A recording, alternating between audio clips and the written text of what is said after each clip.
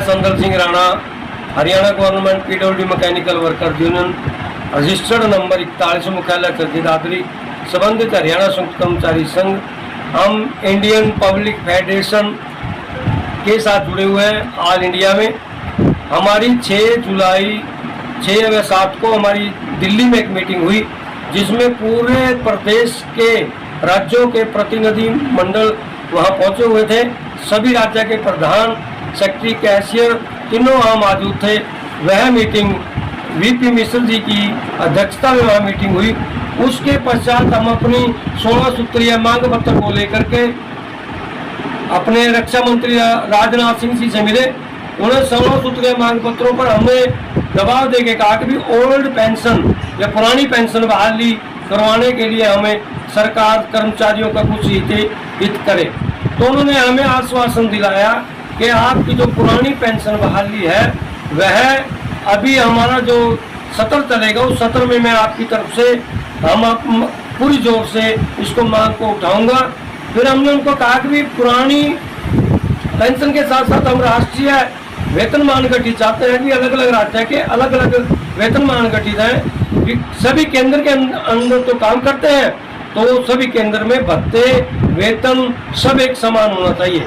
जबकि आयु सीमा central government की 60 वर्ष है और आम राज्यों में 4 क्लास की 60 वर्ष और 3 क्लास की उन्होंने 58 वर्ष की है। अभी हरियाणा प्रदेश में HKRN पे जो कर्मचारी लगे हुए हैं उनकी 58 वर्ष में, चाहे वो 4 क्लास है चाहे 3 क्लास है, सबको 58 वर्ष में सबकी सर्विस को हटा दिया जाता है।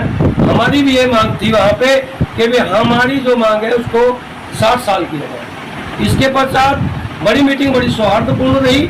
उस मीटिंग के बाद हमने पूरे हरियाणा प्रदेश में जिला स्तरीय कार्यकर्ता सम्मेलन चलाए हुए हैं जो 8 जुलाई से शुरू है। तो हम कल यूनियन का प्रतिनिधि मंडल राज्य प्रधान श्री ईश्वर सिंह शर्मा जी की अध्यक्षता में मुख्यमंत्री निवास स्थान चंडीगढ़ में हम श्री नैब सिंह सैनी जी को मिले और अपना मांग पत्र उनको सौंपा। तो उन्होंने कहा कि हफ्ते या 15 दिन में आपको फोन आ जाएगा, आपकी मीटिंग हम करवाएंगे और उसमें हमें विश्वास है कि 2-4 जो मांग है वो निकल करके आएंगी। कैसे हमारी मांग भी ITC के ऊपर बैन लगाया हुआ है सरकार ने, जबकि 90% कर्मचारियों को ITC का भुगतान हो चुका है। कहीं कहीं तो डिवीजनों में ऐसा काम करते हैं बंदरबांट की गई है। सीनियर आदमी को वो ITC नहीं दी गई और जूनियर आदमी को ITC दे दी गई।